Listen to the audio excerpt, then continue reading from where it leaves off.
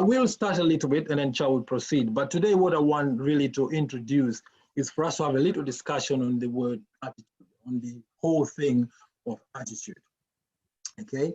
And as you can see, I will go through quickly. As you can see there, I don't want to talk everything, but as you can see on the presentation, what we really want to achieve today is to see how we can develop a healthy attitude. You know, it is very easy for you and me to, you know, really wake up in the morning, look outside, you see the weather is not nice, you know, is whatever it is. And then you can all of a sudden see that, oh, the energy is gone and the whole day now go down the drain. Okay. But today, what I want us to learn and what I want to share with you is that you and me, you know, are able to take responsibility for our own attitude. You know, we can determine how the day is going to be. Okay. So I put a definition over there, and I've got all this from one of my teachers, Mr. L. Nightingale.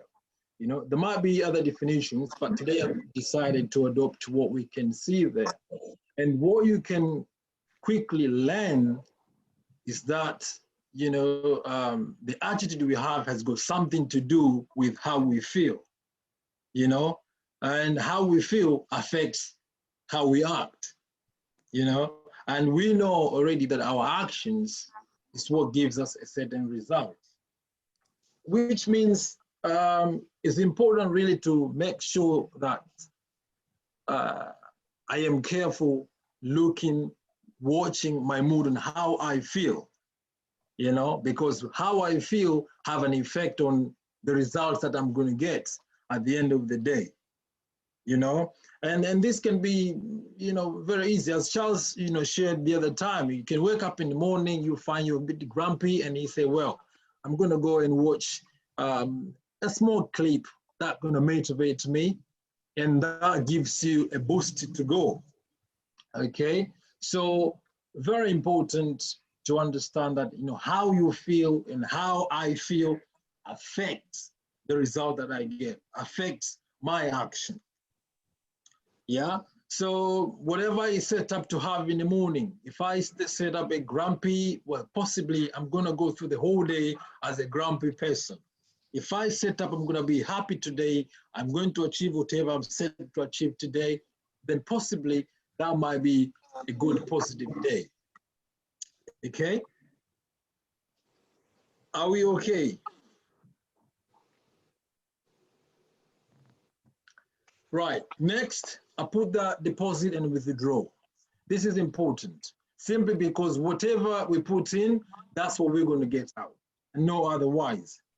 You know, it's very easy to say, well,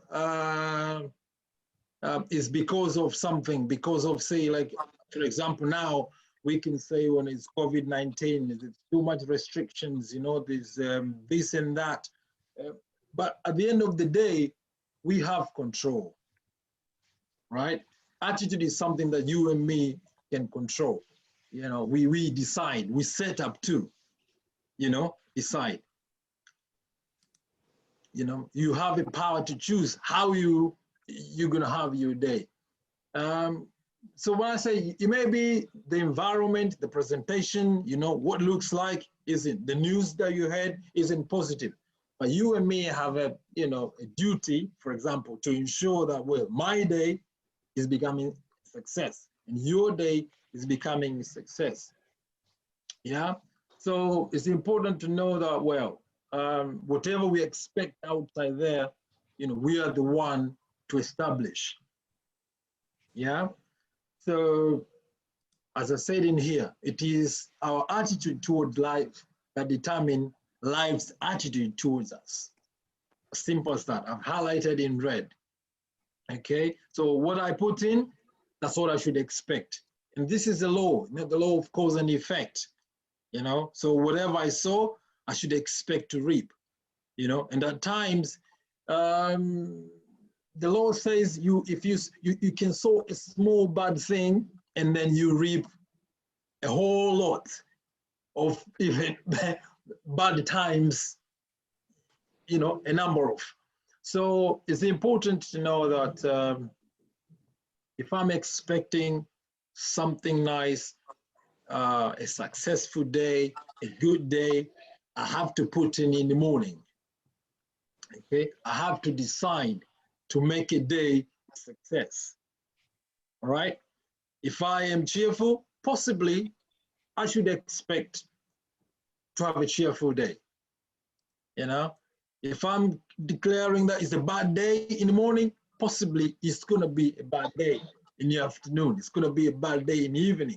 So that's important. And most of the time, we don't really think of this. It's just like you get up, you go by how you feel. Today I'm feeling like, you know, and you take it that way. And the day goes, you know. But if you know every morning that, well, I'm set up to have a positive attitude. If you don't feel that, just go for a run, you know, around the block, you know, listen to something, go and, you know, find a motivating something, you know. Charles, you know, no, he just say, Jim Rohn, you know, get some knock on your head, you wake up, you have your cup of tea, you know, you set up your day and off you go. And let's not kid ourselves. Let's agree that it's true. Some days you don't feel like, you know, some days you're really drained. You see, oh, well, you know, but at the end of the day, that's the day. And the bad news is once the day is gone, it's gone. We can't get it back, you see. So you're gonna make this day count, you know. So that's another key. Put a heading, say, no one else but me, right? You and me are responsible for our lives. That's the end of it, right? Whether we want or we don't want, whether we agree or disagree, you and me are responsible, you know? And again, one thing that I have learned is that we produce results. So whatever I say now, whatever I do now, whatever I feel now will give me the outcome for tomorrow, right? If you work hard today, if you do your push-ups today, you do exercise today, well, you expect at least you're gonna have a master's tomorrow. But, you know, if you're sleeping, you're having chocolates, you know, eating burgers and McDonald's, well, you know the results you're gonna have. So you determine, you know, and you know, you're not gonna kid yourself. Most of the time we know we can predict the results that we are expected to get. You know, most of the time, that's what it is. So you and me really determine the quality, maybe, and the quantity of our lives, if we choose to say so, right? So we get back what we put in, right? Another point that I've highlighted here, I say that it's very important and it's a good thing for you and me to know that we will always, the environment we live in will always reflect our attitude. That's what it is. If I go in a place and, you know, I mess up everybody, you know, I'm an angry person, the answer is, you know, the environment will react back to me the same. If I'm a cheerful person, I'm always adding value to people, you know, see people are happy to see me. The environment will always give back what I put in. Yeah, and that's very true. Yeah, if you're a happy boss, you know, you're nice, you should expect to have a happy employees, I suppose so. You know, but if you're an angry boss, miserable, by default, at the end of the day, you will have the same coming back to you. That's what it is. Yeah. So as soon as you and me start to change our surroundings, you know, by having great attitude, then we should expect to have good results. And I've said in here, if you give a great attitude, you should expect the same great. If you give a good attitude, you should expect the same good. If you put a fair and average, you get a fair and average. If you put a poor, you get a poor. That's what it is. You can't put a poor and then you get super good, super excellent. You won't be. It should be proportion. Yeah. So whatever result you want to get, you should make sure, you're gonna make sure you put the same input in it. Yeah. So you and me are responsible. That's what it is. Again, I repeat, as we are in tough times, it's very easy to kind of conform and say, well, this is a mass death. I don't know. This will say, well, I know in my Swahili say kifo cha wengi something. So I don't. Charles may translate for people who don't speak Swahili, but it's like this is a mass calamity. So it's okay. It's all right. We are all in this one. Life is bad to everyone, so it's okay. So we can feel pity and we can cry, but no, that's not what it should be. Because I know at the same time when you're crying and I'm crying, there's some people who are succeeding. People are happy, they're excelling, they're going forward. Yeah. So regardless of, we can still succeed. We have to look in the same situation differently. I think maybe later Charles will give an example. I don't want to steal his examples, but there was an example of one of the examples we were sharing the other day. Is salesman looking outside and see the weather isn't very good, and then one think the other way, the other one had a different thought. So it's the same thing, but you think differently. So same situation, but we need to know that we can think otherwise. Yeah. So each of us, you and me, we shape our own lives. Okay. And I've said in there that the shape and the texture and the quality of it depends on our habitual attitude. That's what it is. Yeah. How you think time after time. It's not like you think only today, but time after time, how do I think about things? How do I think about people? How do I think about what's going on? How do I think about the politics and stuff? So what you think about gives you the same results as you think, So it's important for us to know that, we shape our lives, whatever we put in, whatever we choose to do, we get the same. If you do the push-ups, you reap the benefit of it. If you're sleeping, just eating chickens, of course you're gonna reap the same. You're enjoying sleeping, well, you're gonna get the same results, So no one else but you. So you and me take responsibility, yeah? Now I say only if I change, okay? Mr. Ron, which is a very good teacher, I like him, I loved him. He's no longer with us, but he said for things to change, you have to change. That's what he said. If I want things to change for me, I have to change for things. That's what it is. If I don't change, nothing changes. So what I want to communicate in here is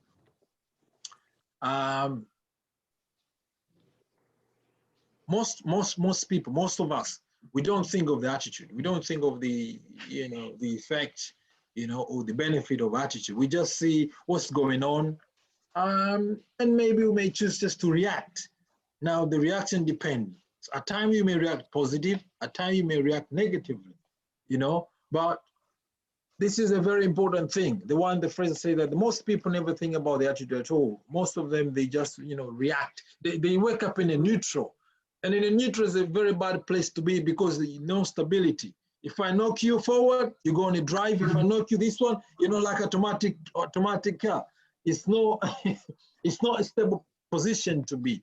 You're going to choose where to be, because when you're neutral, most of the time, you're going to go into the bad, be honest, because going into the good needs some work. Yeah. But when you're in the neutral, definitely, if you just sleep, you're going to go in the negative.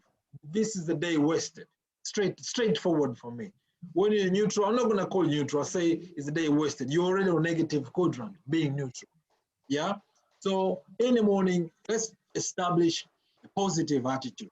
So we don't react to what happens. You already set up your day. You go in a bus stop. Somebody is saying whatever they're saying. Somebody's driving, splashing water on your nice shoes. You say, well, you know what? I want to have a good day. I'm not going to be miserable, you know. But if you were, you know, on a neutral position and someone says something wrong, then yeah, the whole day is going to be messed up, you know. You start this, what they call road rage, something like that, and you can mess up the whole day. And some of them will really dangerous, because I was watching a clip in America. Some people have guns in their car, you know, they come with a gun in your window. What are you saying? So you can choose to, you know, say, well, this is what I've said for my day to be, and that's the way it's going to end up. So we're going to refuse to be chameleons, you know, changing color, you know, blue, red, you know, you choose one color, which is a good color, and then take it throughout the day. Yeah. The thing is, you and me have a control. That's the whole thing we need to know. You have a control. It's not easy. We need to agree that it's not easy, but we have the power to choose and say, well, I am going to have a positive attitude. I have a winning attitude. I am, you know, achieving my goals that I've set for me. And that's what we're going to say, and you go for that. Okay? So that's what I say. A person with a poor attitude, for example, I put an example here, won't learn much. You know, simply because he or she is already losing before even start. Yeah.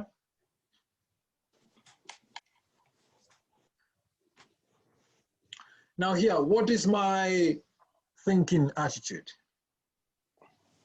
Mr. William James said that human beings can alter their lives by altering the attitude of their minds. Okay, and this is very true. How you think and how I think matters. Yeah, how you think and how I think matters. That's important. So you're going to stand guard really at the door of your mind, making sure that every thought, you know, is predetermined. Everything you think about is taking you where you really want to go, you know. And again, I've said in here that every morning is really good, is really key to start with gratitude, okay, and expectation. So today is another good day that I've been given, and I expect good things to happen to me, you know. I know you've heard people, some people, you know, they start the day, so what a grumpy day. I think you can witness. People say that, you know, it's a bad day. They just say, well, it doesn't look right. The weather is not good. What a bad day. And most of the time, yes, it's going to end up being a bad day. But number one, we're going to start with the gratitude, okay? And then secondly, we have to live with the expectation that I expect something nice to come my way. You know, I expect the goals that I've set up to, you know, to achieve, I will achieve today. I will make a step forward. You know, I'll network somebody. I'll meet someone today. I'll read a book today. That's the way. Yeah. So if you see anywhere that, you know, people are doing good job, people are excelling, you know, people are going forward, number one, even, you know, in an organization, if you see, you know, they're doing okay, you have to know the top people are doing good job. They're the people with the right attitude, you know. That is what it is. Okay. So our environment, where we are, is a mirror. Okay. If the environment that I'm in is whatever it is a reflection of my attitude. Okay. And we cannot deny that. You know, you cannot deny that. So the key is really, it's not what happens that matters a lot, but what do I do with what happens? At the moment we are in this situation, we've got the pandemic. It's for everyone. It's happened to everyone. So I can't really personally complain and cry because everyone, Charles is facing the same. Everybody, Grace is, Tombe, everybody is facing the same. So if I sit down and cry, then that won't be really a wise thing to do. But what do I do with what happens? And this is what we are doing with what's happening. Coming in here, in this kind of platform, you know, taking some time to ponder and share, you know, ideas. Yeah. So I think that's the end of my slide. If I can welcome Charles, because I know Charles has got something else to say, but that was just, you know, my welcoming that, you know, you and me have the responsibility on our attitude. So if you do something, say, no, no, no, no, you and me are responsible, you know. So we can work on that. And I'm pretty sure that, you know, if we really take charge, you know, look after it, things will be starting to improve. So back to you, Charles. Wow, thank you so much, Steve. Thank you so much. That is a great start to our conversation here today.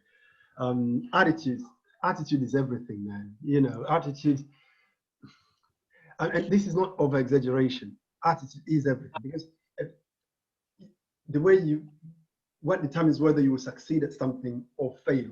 In fact, what determines whether you will even attempt to do something in the first place is your attitude towards it. And I think especially in times like this, in times of crisis, this is where we can really put our attitudes to test, because these are the times where we can either go down, like what Stephen said, you know, go down the excuse route and complain about everything, like, you know, it's the pandemic. The other day we were having a conversation, me and my friends, and we were talking about, we're not talking about attitude, but it's in the same lines. We're saying that there is this danger now that we can use the COVID-19 as an excuse for everything at the moment. And so whenever anything goes wrong, Stephen, you can stop sharing now. Okay. Right at the top. You can stop. Yeah. So yeah. So there is that danger that you could find yourself using COVID-19 as an excuse for everything, excuse for every failure, excuse for every bad mood, excuse for, you know, all shortcomings, like, it's because of the COVID-19, it's because this is not going well, it's because of Brexit, it's because the government is not doing this. And therefore having the right attitude, having the right positive mindset is really important to really get your agenda going, because your agenda is not going to be put on pause because of the pandemic or because of the government policy or because of the, you know, God knows what, because at any point in time in this world, there will always be challenges. And therefore, it's always important to have the right attitude, the right way of going about your business and really make a difference. So thank you so much, Steve. Before I do my presentation, two things I want to do. One, there is a short clip video I want to show you. And then after that, we're going to have a bit of a discussion. I'll welcome you guys to kind of bring your inputs a little bit, and then I'll do my bit afterwards. So Steve, if you don't mind, can you transfer back the host capabilities to me, please? If you bring up the participants. Okay, yes. And then go on to Charles. Yes. Press more. Yes. And then you can make Charles a host. Can you do that?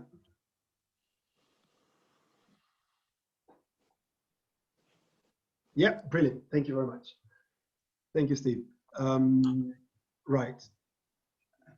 Let me try and mute some of these things here. Right. Okay. So basically, I want to show you a short clip video, and then we're going to have a bit of a discussion after that, and then we'll take it up from there.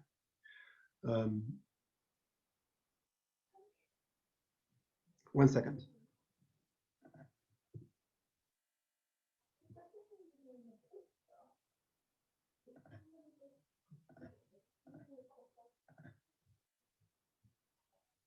Okay. Right, now you can unmute yourself if you want. This is the time that I'll allow a bit of discussion here. If you missed it, that boy was given a present of a little puppy, a really cute puppy. But then he was really excited at first when he brought out the puppy, but then he realized that puppy was disabled, didn't have one leg. And got really disappointed and thought, this is going to be a useless puppy, and just chucked it away and continued to play his video games. But then I think that's just a story of two individuals having exactly the same scenario, because you don't quite realize until the very end of the video. I don't know if you noticed that at the very end of the video that the boy is also disabled as well. But so this is a story of two individuals who have the same sort of problem, they in the same boat basically, but one has a really stinking attitude and the other one has a really brilliant attitude.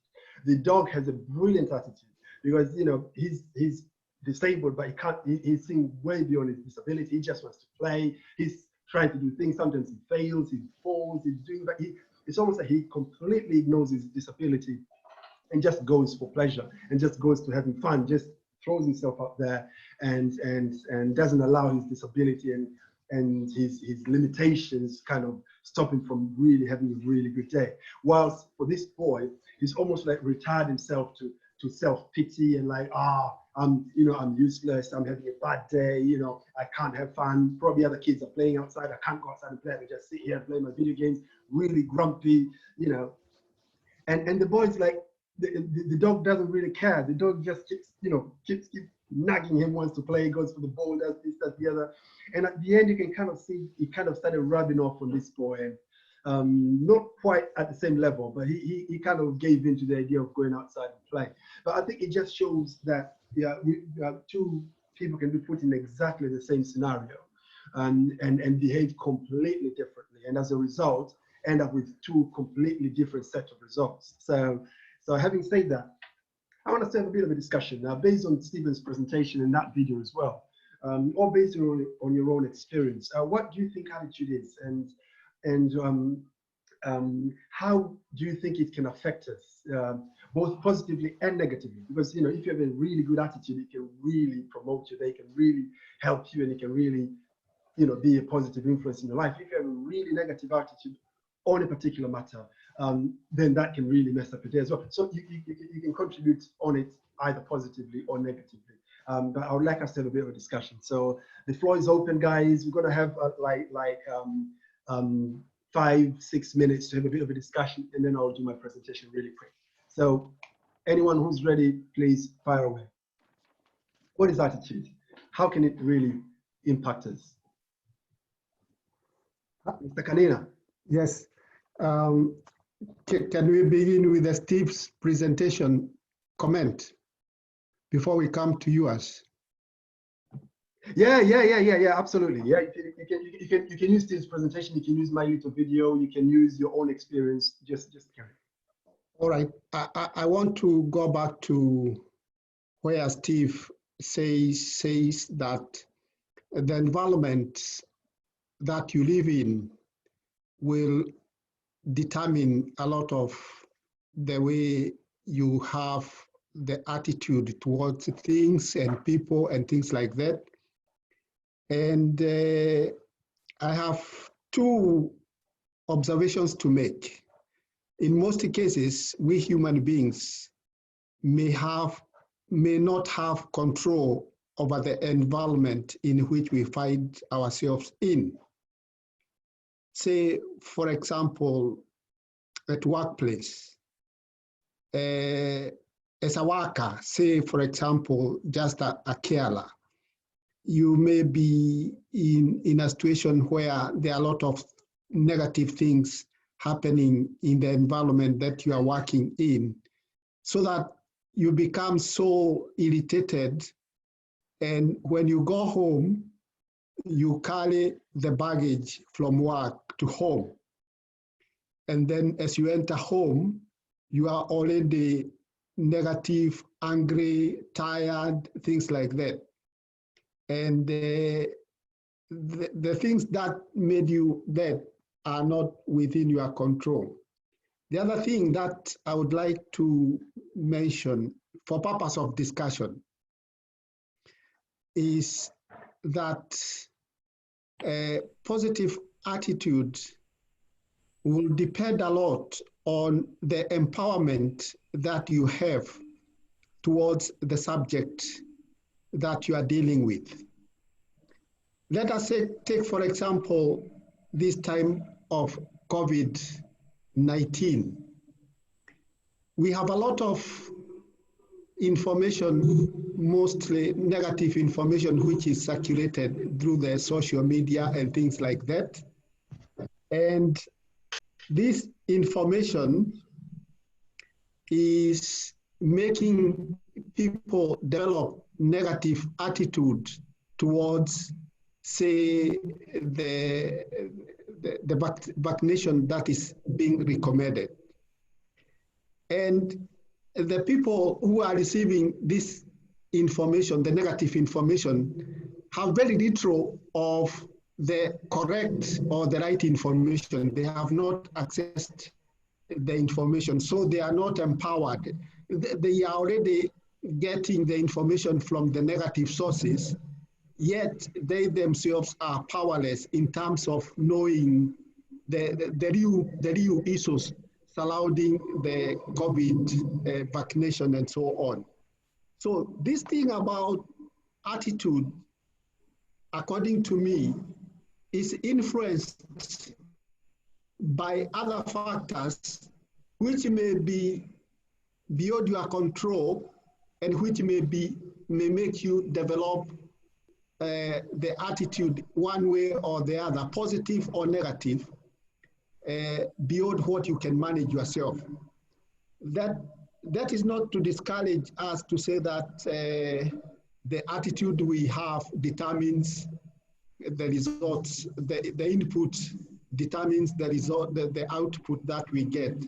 But say that there are many factors that influence the attitude that we have. That is the comment I wanted to make. Thank you so much, Mr. Kanina. Thank you so much. There was another hand.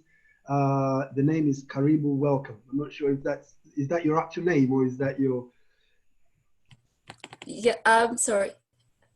It's Jonita Luanga. You're very welcome, Jonita. There you go. Thank you so much. Yes, I totally agree with both presentations and the previous speaker. In my opinion, I would add on further to say that attitude is based on choice as well.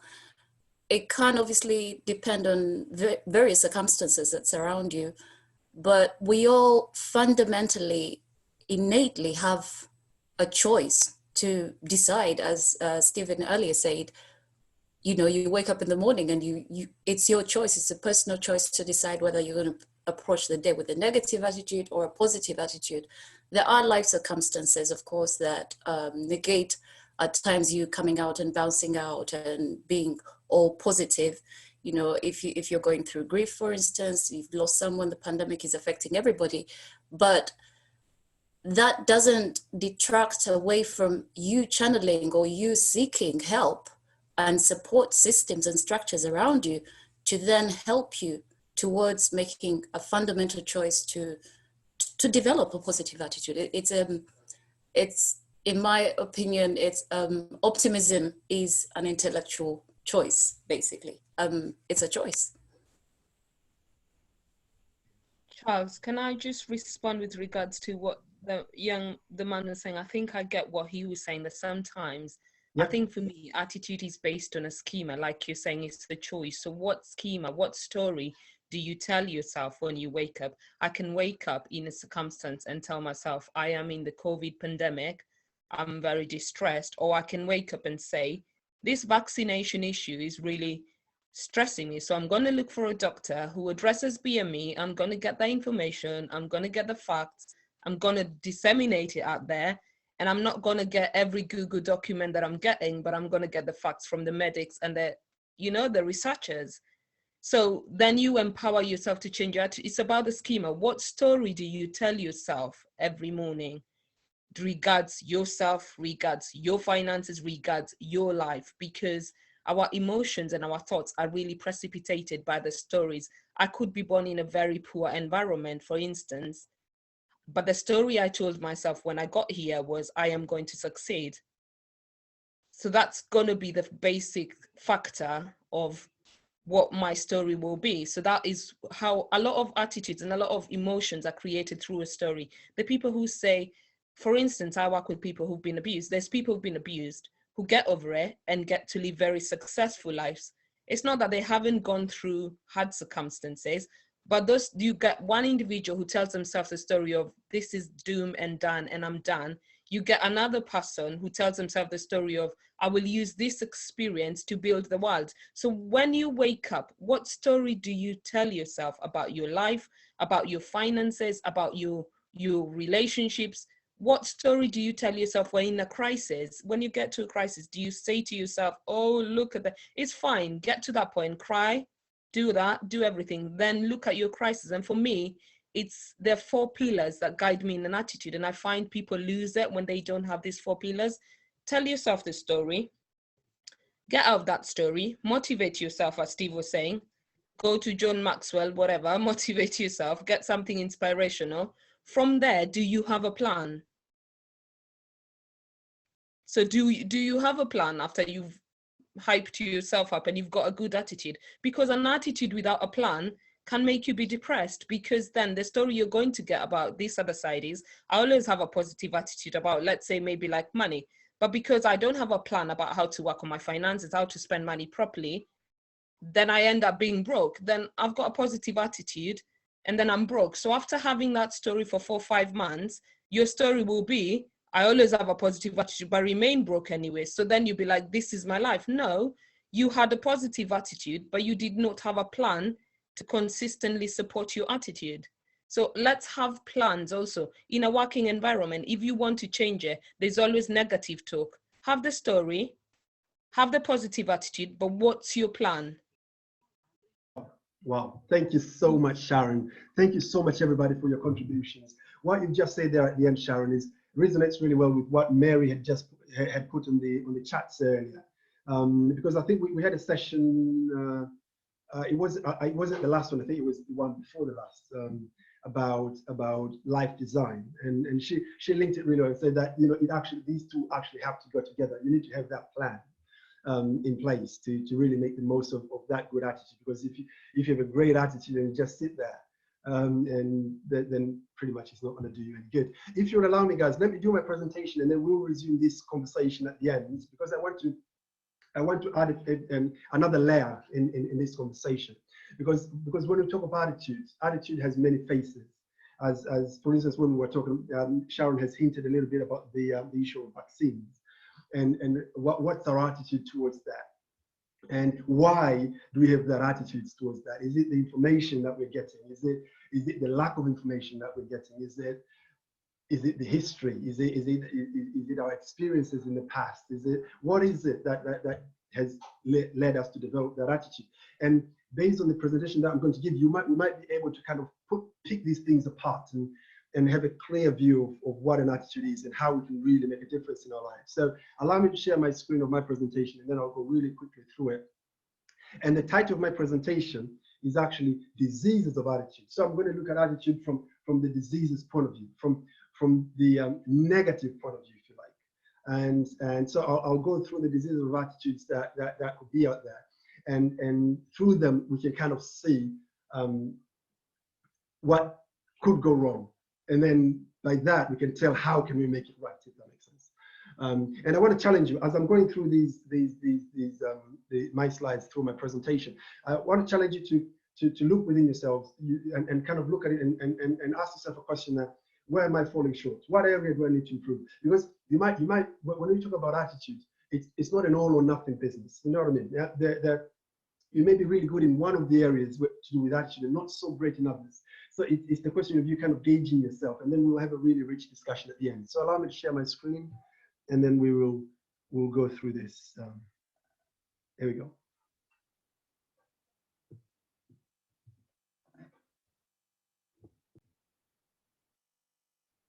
Can you all see that? Yes. Yeah, good, brilliant. Now, diseases of attitude. I'll just go through the introduction because Stephen has done a brilliant job explaining what attitude is and lots of other areas, and during the contributions of others, we've learned a lot already. So I'll kind of skip through most of these things. Just mentioning maybe a few things on the definition of attitude. Steve had a brilliant definition, which is not really different to mine, but there is something called the ABCs of attitude. Affective, behavioral, and cognitive. Basic affective is to do with mood and emotions. Behavior is to do with routine and reaction. And cognitive is to do with beliefs, knowledge, and information. These three things, these ABCs, encapsulate what attitude is all about. And that means your attitude can affect your mood. Your attitude can affect your behavior, what you do. You know, this is how I always act when this happens. You know, that sort of thing. Or your attitude can affect your belief system about something, your knowledge of something. And the example of vaccine is a really good one on this one. What we've been told about these vaccines, the information that we are hearing in the internet, so much negativity out there, you know, there is this, so many conspiracy theories, and that can really affect our attitude. So these three areas, affective, which is emotions and mood, behavior, and cognitive, which is about knowledge, information, and beliefs, can really affect our attitude positively or negatively. There is this guy called Zig Ziglar. I love him. He's a motivational speaker, and he says, positive thinking won't let you do anything, but it will let you do everything better than negative thinking will. I've had so many people being very skeptical, being very cynical about the idea of motivational speeches and about motivation in general and about positive thinking and those kind of things, like, those stuff don't work. The truth of the matter is, really, positive thinking is not going to make you do anything more than what you can already do. It's just that with positive thinking, you can do everything much, much better than you would have done if you had negative thinking, if you know what I mean. So that's where attitude comes. Attitude is so important, like what Sharon had alluded to earlier, that if you don't have a plan, your good attitude is not going to do any good. But if you have a plan, a great attitude can go a long way to ensure that you can be really successful. So attitude is really important, but you need to have something that you build on, if you like.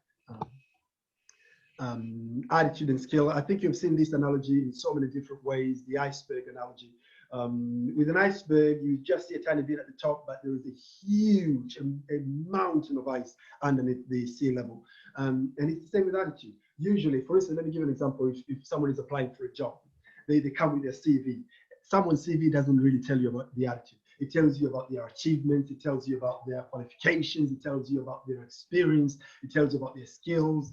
But then it says nothing about attitude. So that it becomes almost like this huge concealed bomb that you do not know until someone comes to work the first day, and then you realize someone has got a great attitude or a stinking attitude. So attitude is a huge thing, but usually it goes really unnoticed, really undetected. And sometimes it can be confused with other things like skills and abilities. But it's really important to understand that it is really important, though you don't see it, but it's really important for someone's success. Right, now let's go straight to the first disease of attitude, and it's indifference. There are about 8 of them, so we'll go through them really quickly. The first one is indifference. Now, what is indifference? Indifference is the mild approach to life. Steve touched on this a little bit when he said that you wake up in the morning and you're kind of lukewarm, you're kind of sitting on the fence, you're kind of in the middle, you're kind of not positive, not negative, not really committed to anything, you're kind of just sitting there. Now, that is a really bad attitude, because Jim Rohn has this quote that says, you cannot drift to the top of the mountain. You know, water always flows down the mountain. It never goes up. You will never drift up to the top of the mountain. If you want to go to the top of the mountain, you really need to put the work in. You really need to work your socks off to get there. So it's the same with attitude. If you have an indifferent attitude where you're kind of like lukewarm, you're like, you're not really passionate about anything, you're not really motivated about anything, you're not really excited about anything, then really you can't achieve much. You know, it's like those people that just wake up in the morning like, oh, I'm going to work, oh, another Monday, I need to go to work. You go to work, you're there, you're sort of like, oh, I just need to clock in my hours, oh, time is. You're not really getting into the spirit of things. You're not really getting into the groove of things. You're not really getting involved into the achievements of it. You're not really getting into the passion of it, really being excited about whether your day is going to be successful, whether you're going to make a difference. And I think we really need to start motivating ourselves. We really need to start kicking up that passion in us and really start asking ourselves the question, am I running my life indifferently? Am I doing my job indifferently? Maybe you're employed, maybe you're running your own business. You need to ask yourself that question. Am I indifferent to what I do? Or am I really passionate about what I do? And if you realize that there is lack of passion there, then you really need to find ways to start, stepping up your game, if you like, and get that going. And so the key thing is to learn to put everything you've got into everything that you do. I mean, if you're employed, you know what, whether you're grumpy or not, you will still go to work. So you might as well make it fun. You know what I mean?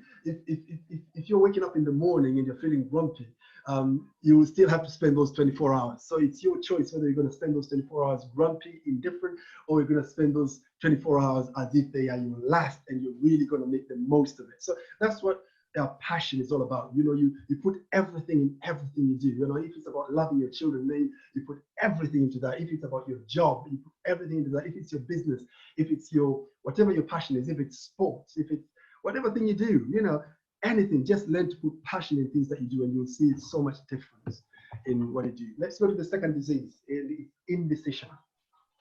Now, indecision is like mental paralysis. This is where you're, again, it's more like sitting in the fence, but it's to do with you're not quite deciding what you want to do. Ask yourself a question. How many things is it that you haven't quite decided on? You know, you kind of think like, should I do this or should I not? What do you think? If I do it, maybe it's not such a good idea. I'm not so sure. But at the same time, I think it's good because I've seen someone else do it and it's really good. So you're kind of sitting on the fence and you can't quite decide. And you sit on that for weeks, for months, for years even. And I've seen people not quite deciding whether they want to go into doing their own business. And as a result, they're not very successful in employment because they kind of think like, I want to, you know, go and work for myself, but they've never actually done that. So they're kind of sitting in the fence, haven't quite decided, and their life becomes so miserable because they're not getting anything out of what they're doing currently, and they haven't started what they think they want to start. So indecision is really bad. So, and actually, I think a bad decision is better than no decision at all. You're better off actually making a decision and make a mistake because at least you'll learn from it and make better decisions, because the more decisions you make, the better decisions you learn to make in the future. So it is a process. It's almost like a vicious cycle. If you don't make any decisions, if you're undecided, then you don't make decisions. And therefore, the moments that you try to make decisions, you make bad ones. And then as a result, you get this negative feedback and you stop making decisions. And then that keeps feeding back on you. And then before you know it, indecision becomes more indecision before you do nothing. But the reverse is also true. If you keep making decisions, even if they're not necessarily good ones, you make mistakes, you learn from them, you're coming out of your comfort zone, and then you grow. And before you know it, you learn to make better decisions, and that leads to happiness. This shows the difference between indecision and procrastination. I won't really go too much into that. Maybe that's a conversation for another day. The third disease is doubt. So we've talked about the first one, which was a lack of passion. You know, living a lukewarm life, timid life. Where was it? Indifference. We've talked about indecision, and now the third one is doubt. Now, doubt, I'll speak about one type of doubt, which is self-doubt, where this is where you always question yourself. You always think that I don't think I can do this, and that becomes the reason why you don't feel good about yourself. It kind of knocks down your self-esteem. It kind of knocks down your confidence, and you can't really try anything, and you end up living a very limited life because you lack that self-belief. We had a full session, I think, a couple of weeks back, I think towards the end of last year, on self-belief, and we kind of covered this area. And I think it's really important to kind of find a way to come out of that. And if you don't know how, I urge you to revisit that presentation. We had it recorded. It's on YouTube. I can share with you the link later on if you want, on how to overcome self-doubt, how to kind of build self-confidence, because we really talked about this very profoundly. So it's really important to kind of challenge yourself. And this usually comes from your previous experiences, what people have told you in the past. Maybe when you were young, you were really knocked down. People tell you that you can't achieve anything, you can't do anything. Maybe it's at school, maybe it's just a combination of factors. Maybe you tried some stuff, it didn't quite work out. Maybe you tried to do a business, it didn't work out. And since then, you kind of thought yourself you can't amount to anything, or it can be anything. But what tends to happen as a result, you almost put a disproportionate focus on what you cannot do rather than what you can do. And I think it's really important to shift that focus away from what you cannot do. The way to overcome doubt is to shift your focus away from what you cannot do and focus on the things that you can, the areas of your strength. I can't remember where I heard this from, whether it was from Maxwell or someone else. Someone who knows might correct me if I get it wrong. But there is this rule, 75, 25, 20, 75, 25, no, 75, 25 rule, I think something like that, where you should spend 75% of your focus and your time on things that you're good at, on your strengths, because that's where you get the most out of. That's where you get most satisfaction out of. That's where you get most productivity and efficiency out of. And then spend 20% on your area of growth, area of things that you want to expand your expertise, you want to expand your competence, and then spend the 5% on the things that you're weak on, your areas of weakness. But very unfortunately, sometimes we find ourselves spending so much time, probably 75% of our time, on our areas of weakness, and probably some time on growth, if any, and very little time on our areas of strength. And as a result, we end up failing more often than not, because we're just operating on our areas of weakness. And as a result, that keeps knocking us down. So we need to reverse that and spend more time and more focus and more energy on the things that we're really good at. So you need to question yourself, what am I good at? What am I really good at? And really try and hone those skills and really try and bring that more, because that will build your confidence and build your self-belief. Right, the fourth disease of attitude is worry. Very similar to doubt, but as I'm explaining, you realize it's slightly different. Now, with worry, it's that tendency to focus on the worst case scenario of everything, you know, and not the best case scenario. So you have people who sort of like, whatever situation, you know, you give them any situation.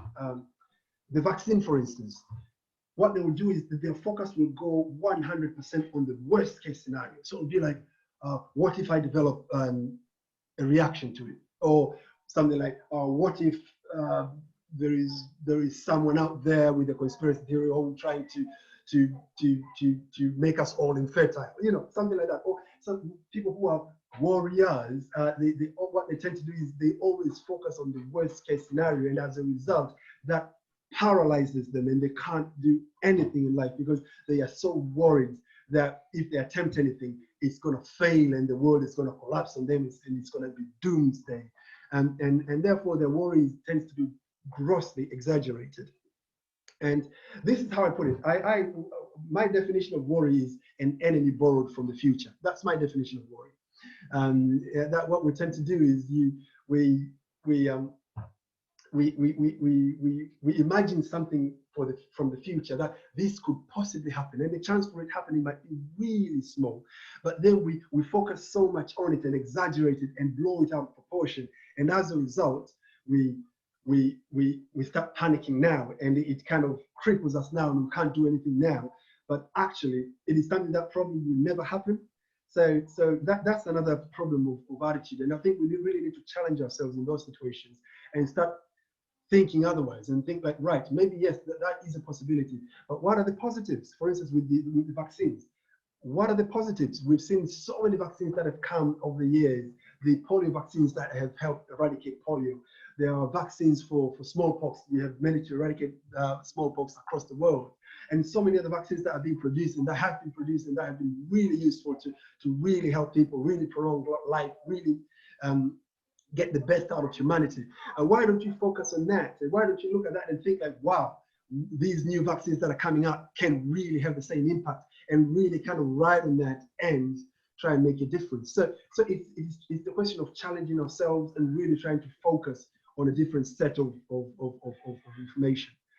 That can really help us turning away from being warriors to warriors, in which we can consider the worst, but we focus on the best. Now, the fifth disease of attitude is overcaution. Now, this is the timid approach to life. This is where you are trying things. At least you're not like the warriors or the other group, the doubters who don't even try. The timid ones, they at least they've gone over and said, like, I'll try something, but they are extremely cautious. They are people who they avoid risk. And what I always say is, don't avoid risk, manage it. I think what we need to do is life is always risky. Jim Rohn have this quote, and I love it. He says that life is so risky that no one will get out of it alive, and that we're all going to die. That's how risky life is. But putting jokes aside, there is risk everywhere. There is risk with everything. If you start up your car and drive to town, there is a risk to that. If you fly abroad for a holiday, there is a risk to that. Even when you go to bed and try to sleep, there is a risk to that, because there are people who go to sleep and never wake up. You know, even me sitting here talking, there is a risk to this. Well, I don't know what risk that risk would be, but there is a risk that maybe I might speak and injure my vocal cords and never speak again. I think there is a risk to everything. But then what do? Do we avoid those risks? No, we don't. What we do, we manage them. We mitigate those risks and try and put things in place to kind of manage them, but we don't stop ourselves from reaching out and try and live our lives the way we want to live because of those risks. So overcaution is another attitude that we really need to overcome and try and do things. Life is a risky business. Learn to well manage the risk and you'll succeed. Avoid the risk and you'll be sure to fail. Number 6, pessimism. Now, this is the tendency to look for faults in every situation. I don't know whether you've met these people that what they will do, they would always, to them, it's like when they pick out a fault, to them it's like a victory. You know, it's almost like a grand prize when they find something wrong with something. And it's funny with these kind of people, it's they get such a kick on finding a fault on something that even you can see it in their tone. They're addressing a negative thing, but the way they're talking about it, it's almost like they feel like a victory that, oh, I found something wrong with something. And that is the characteristic of a pessimist. So to them, it's almost like if they can't find a fault on anything, that becomes almost like a problem. Now they become so agitated, they become very restless, because it's like, how come there is nothing wrong with this? Something must be wrong somewhere. Oh, this can't be. You know, that's what a pessimist does. They will never believe something on its face value. They will never look at something and say, like, oh, this is great. If they see something, they say, so what's wrong with this thing? You understand what I'm talking about? So that's what pessimism is. Now, a little bit of pessimism can be good, because at least that makes you ask an alternative question, that what if it's not? You know, that kind of thing. But then if it goes a bit too much, it becomes a problem, because then, again, that paralyzes you, because it sucks away all the oxygen, it sucks away all the enthusiasm, all the positive vibe in the universe, and it makes you really negative, and you're really focusing on the wrong things. You always focus on why things won't work rather than why it should work. So pessimism becomes almost like an excuse for you, and it becomes a vicious cycle of doom. You all know this example of a half glass. It is exactly the same measure, but someone might see it as half full, another one sees it as half empty. You know, it is just a matter of perspective, isn't it? And your perspective is what affects, your perspective is affected by what you read, what you listen, and what you watch. So it's very important to be careful what you're reading, what you're listening, what you're watching. Like what Sharon said earlier, that if you're feeding yourself with junk from the internet and what people are saying, things that have not been validated, things that have not been tried and tested, and that's the information that you keep feeding yourself on any subject, then chances are you'll end up being so pessimistic, because then your perspective is going to be a really negative one. It matters, and as a result, you'll always see glass as half empty rather than half full. So it's very important to be very choosy on what sort of information you're getting, where you're getting that information from, what sort of people you're affiliating yourself with, what sort of books you're reading, what sort of things you're watching, and so on and so on. That is really important, so that you can kind of make yourself more optimistic and have that more of a positive outlook to life, and really make a difference. Right, and the next one is close-mindedness. Now this is a big one, because this is what causes people not to learn. Yeah, close-minded. What is close-mindedness? Close-mindedness is when you think you know it all. You know, humans have this tendency of thinking that what they know is absolute. It's just human nature. If I know something, I tend to think that this is the only truth. This is all there is to know. As a result, naturally, we tend to resist any other information that seems slightly different to what I already know. And we see this from really young age. I mean, I have my children sometimes. I sit with my children, and you're trying to talk to your children, you're trying to tell them something new, and what do they say? It's like, no, I know. And they're trying to tell you back. But then you keep telling them that, yes, I know that you know, but I want to tell you something else. But because we have that tendency, we have that nature to think that what we know, that's all there is to it. So that is something that we also really need to challenge ourselves, and really to have an open mind to everything, to the challenges of life, to the situations that we're going through, whether difficult, bad, good, excellent, regardless. But whatever we're going through, we need to have that open-mindedness and be willing to learn, be willing to find new information, be willing to experience new experiences, be willing to venture into new things, making new friendships, making new alliances, be willing to go out there and express ourselves. Because the more we do that, the more we find ourselves, the happier we become, and the more expressive we are. Because, you know, we are social beings, and the more we express ourselves, the more we imprint ourselves socially into the world, the happier we become. Sometimes we think when we are introverted and we're locking ourselves in, we think, oh, because I'm safe, no one can hurt me, then I'm happier. But usually it's the reverse. The more we're out there, the more we contribute, the happier we become. So we need to be open-minded and be open to sort of be more curious and go out there and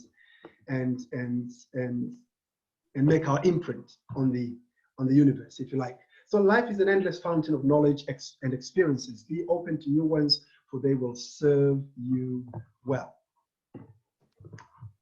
Now, the last one is complaining and self-pity. Steve really touched on this one, so I'll go through it really quickly. So the question you ask yourself is, why do people complain? I think the answer is very simple. Usually it's just a cop-out. Usually it's a way for us to find an excuse for the situation that we find ourselves in. Now, don't get me wrong, because sometimes it may be true that it's really not your fault. But I want to take you back to a conversation I think we had a couple of weeks back about becoming a master of your own fate. What does that mean? It means that even if others can have an impact on you, and it may appear that it's not your fault, but at the end of the day, your life is your own responsibility. And therefore, we need to learn to take responsibility even when it feels that it's not our fault.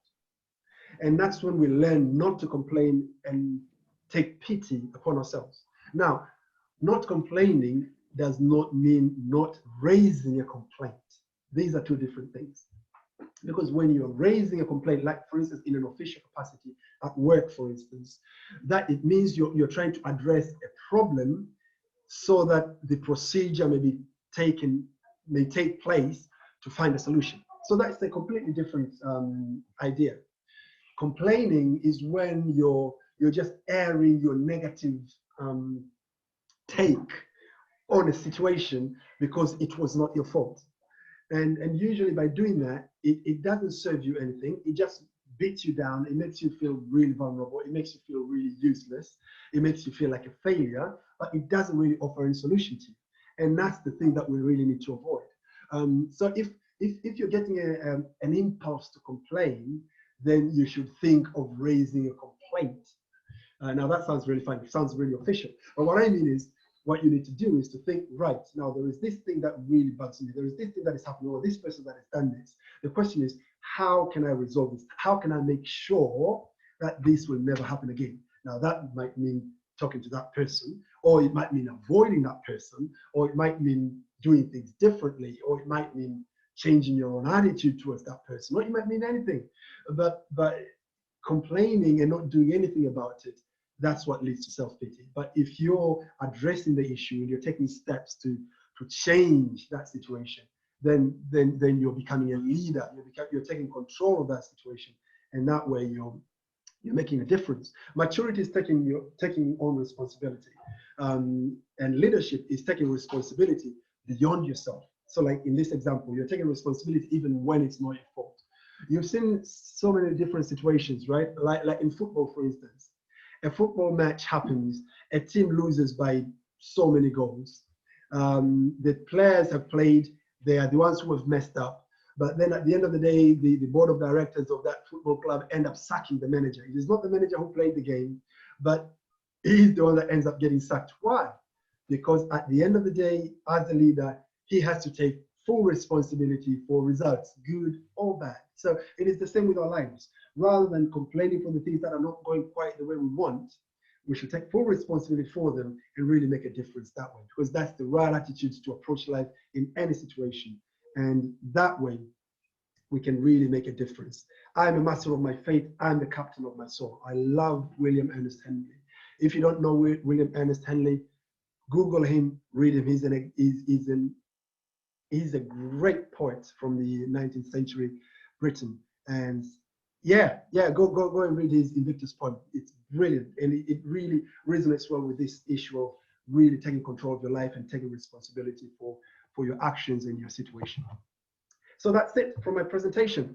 Over back to you guys. I just want us to spend a couple minutes before we finish this presentation to have a bit of a conversation on what do we think we can do to develop a winning attitude now that we know these diseases of attitude, now that we've assessed ourselves and see where we come short, whether it's an area of indifference, whether it's indecision, whether it's doubt, or whatever other disease you think might be the problem in our lives. What can we do? What steps can we take to really develop that winning attitude? So I want to throw it out there. We can have a bit of a discussion. If you have any contribution, you can put your hand up. I'll give you an opportunity to say something, and then we'll wind up. So the floor is open. You're welcome if you have any contribution. Yes, can I? Yep, go on, Mr. Kanina. Now, most of us find ourselves in these diseases, and we don't know when the diseases occurred and where they came from. I think we don't have that ability. From your own point of view and from research, say for example, somebody who is always full of worry, is a life of worrying, and you see an event and you get worried, and these type of diseases, what are the causes and symptoms and things like this? And do we, as individuals, is it possible to know that you have this type of sickness from your point of view? Right. I'm not sure if I've understood your question really clearly, but let me try and address it basically. Basically, these disease, well, I call them diseases. Diseases sounds very, very dramatic, but in real sense, that's what they are, because they really affect our performance. They really affect the way we do our things. The reason I've laid them out the way I have is to help us pick out what applies to us. Because so many times we may have a conversation about attitude, and it becomes just a general conversation. Attitude is everything. Attitude is really good. You need to develop a positive winning attitude. But then we can't internalize it on a personal level. What does it mean to me? What does it mean for me to have a good attitude? What areas do I really need to improve to make an impact in my life? And that's why I kind of pick it apart in those different areas. So the only way to find out basically is to assess your own life and see areas that you fall short. Let me give an example. For instance, in the area of indecision, for instance, you can ask yourself a question: that what are the things that right now I haven't quite decided whether I'm going to have it or not. For instance, let me go back to the example that Sharon had said earlier, and I'm going back to this example because at the moment it is the topic, isn't it? Vaccination. So many of us are on the fences. You're kind of thinking, will I take the vaccine or will I not take the vaccine? You know what I mean? And you're kind of sitting there, you haven't quite decided. Is it a good idea? Is it not a good idea?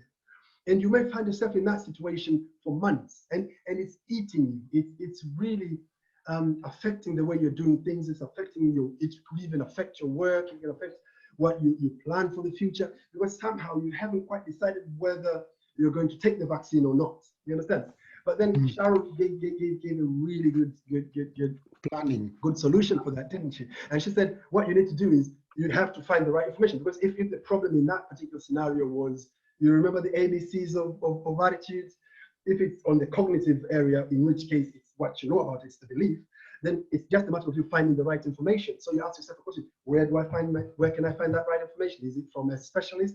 Is it from doctors? Is it from a reputable source like maybe WHO or NHS UK or Public Health UK, or whatever it is? And then you need to find that information, make sure that you have all the data in place, make that decision, and move on. You see what I mean? So what the way I put them as diseases is to help us sort of gauge ourselves against them and find ways to overcome, if you like. I don't know if I've answered your question, Mr. Yeah, it's helpful.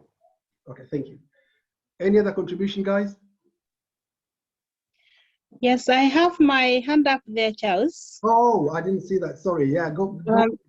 Yes, I really just want to reinforce that very powerful presentation or conversation, so to say. A lot of things I've picked from there and really validated my beliefs, my belief systems in the way I do things. And the one important point you emphasized there is that, the bottom line is the attitude is everything. It will determine your aptitude. And we know that it's a choice. Attitude is a choice you make every day, whether it is positive or negative. But whatever, what happens is that the choice that you make will eventually determine how far you go or how far your beliefs will take you. And I think a very important point has been raised there. It is not so much so what you believe in, but how much that belief impacts on your life, because that's what will determine who you are. The other point I've picked on very powerfully is this one of analyzing and over analyzing things. There is always a lot about what if, and my reaction to that has always been, what if not? Because in most cases, the what if always fall on the negative side. So then ask yourself, what if not? And the what if not will always bring the positive things. So let us avoid, the analysis, getting into the analysis paralysis, because it will always block us in achieving whatever it is. So yes, attitude determines your aptitude, and it is a choice that you make every day. Just wanted to make that point, or to reinforce it, Charles. That's fantastic. Thank you so much. Thank you so much, Cecily. That is a brilliant attitude in itself. What if not? Rather than asking yourself a negative question of what if something happens, you are asking yourself in a positive way. Why not? So really to challenge ourselves and challenge our thought process and really go for the things we want, because at the end of the day, it's the fact that a bad attitude stops you on the tracks and really stops you from really fulfilling your potential. So if we can overcome that, then we can really make a difference in our lives. Any other contribution, please? Charles, can I just add, because I talked about the vaccine, I don't know about Reading. You might want to check with voluntary action in Reading, but I know in Colchester and in Swindon, voluntary action are organizing focus sessions that are virtual, where the doctors are coming together, the researchers with mainly BME families, for them to ask in-depth questions and to kind of understand the research around it. So it might be an idea as a point of contact from a community, if you could kind of talk to voluntary action, and they will answer all questions. They will tell you what your rights are and are not if you don't want to take care. They will talk about children, adults, men. They're really going into in-depth. And if you're not satisfied, I think we've had 2 sessions already and they're coming back for a 3rd one, because I think it's something life-changing, it's important that people are satisfied and they know what they're getting into. So just as an awareness. Thank you, Charles, actually, for pointing that out and really talking about it in this forum, because that's something Charles will validate there, that it's something that we've been trying to do. And I think on Thursday, we had that conversation. A GP was to come in, but he was caught up in the vaccination exercise. But we had somebody, one of the clinical directors, come in and didn't give that information in a very positive way.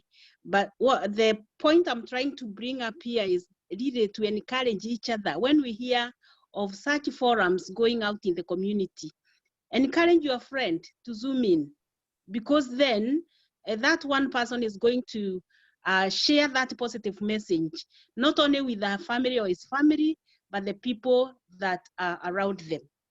And I think that's a way forward to dealing with the information overload that we have around the vaccination.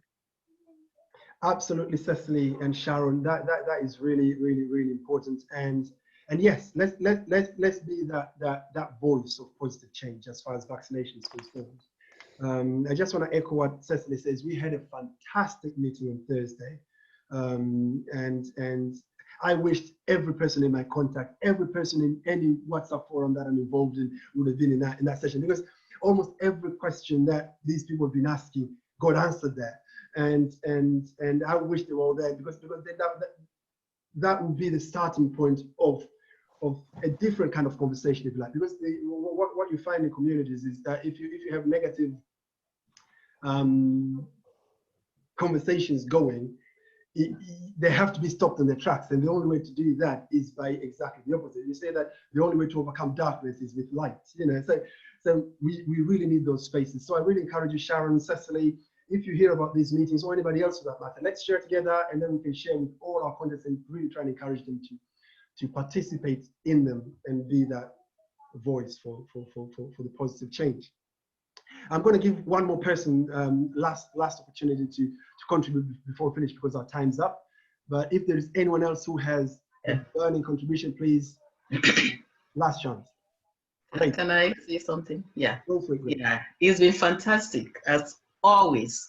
You know, yeah. So Cecily, can I say, I am proud to say, when you send this to me, I have forwarded it to more than 100 people.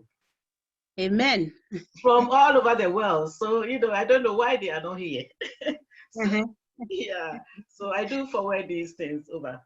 And it's been very good presentation. Charles, I like the way you split them off so that I can pick on one that's, you know, weak, one of them, you know, like worry. I do worry a lot, so I can do something about worry.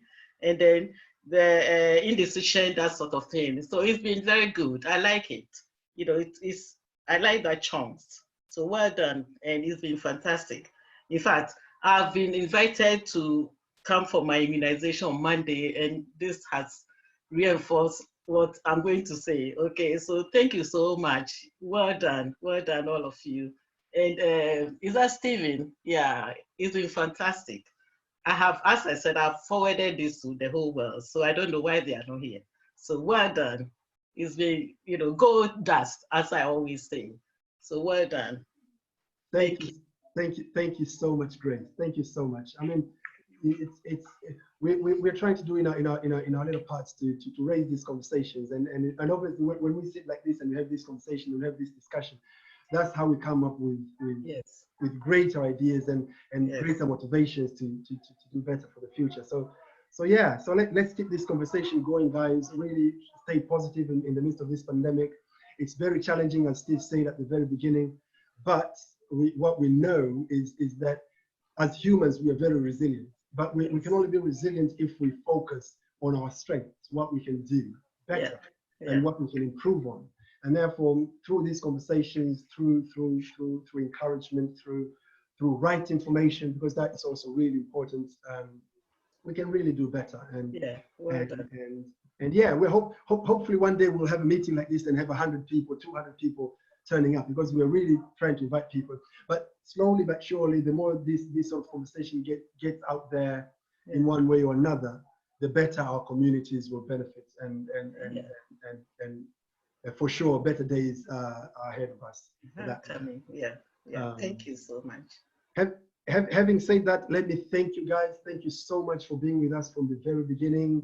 Thank you for your invaluable contributions today. It was very rich. I was looking at the chat section here. People were chatting away different ideas, and people were linking up and networking, and that's what we want to see, because we want to build strong communities, strong networks, strong conversations, positive vibes, and that's how we can change our communities. So thank you so much, and hope to see you again in 2 weeks' time. Before I wind up, if Steve, you're there, can you say a word or two before we draw to a close? Yeah, well, I won't say much really, just to say thank you very much for the people that I invited. Stacha, you know, thank you. Stella, see you there, and everyone. So as Charles said, we're gonna meet in 2 weeks' time, and again, possibly if you know we as a team, as members in the club, if there is any topic that we think you know is a hot thing that we possibly need to you know, you can probably you know inbox me, inbox Charles, and we'll look into it. You know, so if you've got ideas, got things that you think that we might need to you know bring it in here and discuss and ponder up, then you're more than welcome. But more than that, thank you, Cecily. Thank you for your coming and contribution. Joanita and everyone, Sharon, everyone, thank you very much. Be blessed.